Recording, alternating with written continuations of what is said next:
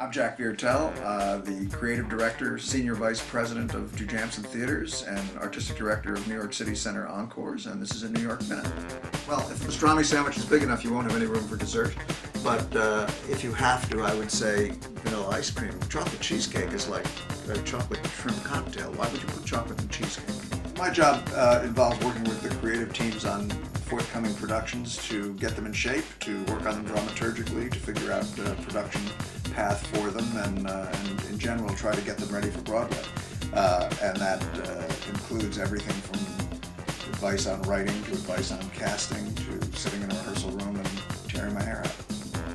What inspires me most about my job? What inspires me really are the artists that we get to work with, and the fact that they have such inventive minds, and I don't.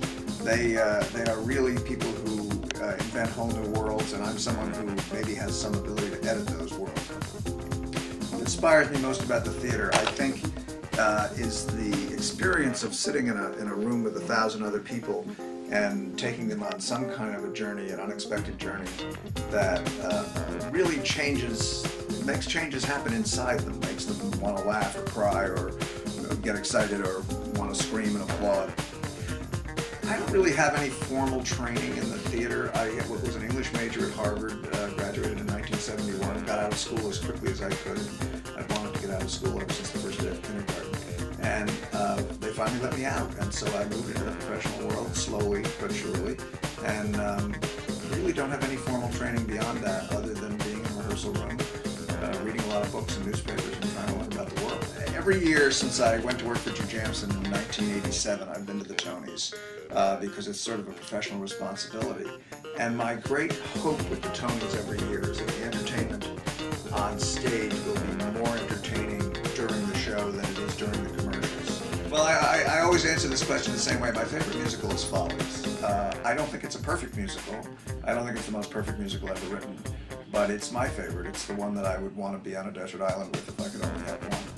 My favorite artist, I would have to say, is the guitarist John Fahey, and maybe the Delta blues singer Son House. My favorite character in the musical is Madame Rose in Gypsy, because she's the greatest character who's ever appeared in a musical, so I always want to be on the winning side. She's the best, and she's my favorite.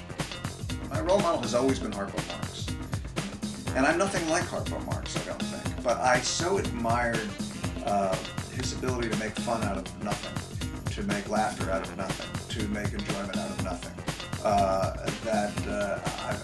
I sort of felt if I could trade places with anyone, I think that's what I trade places with. I think our challenge, in a sense, never changes, but the times keep changing. I think staying relevant, staying on top of an emerging generation, there is always an emerging generation, and justifying the fact that we are asking people to get up out of their houses and come to the theater, pay money to do it, sit in the dark with other people, not in the most comfortable seats in the world, and have that experience. The experience has to justify it, and as media gets more and more sophisticated, and more can be delivered directly into your own home, and even if you're lying in bed with a laptop, you can enjoy it all. We need to keep saying, no, there still are reasons to come out and come to the theater, and that's what we're going to do. That's dogs? Dogs. Springer Spaniels, to be specific. Everybody, thanks for joining us. It's been a New York Minute.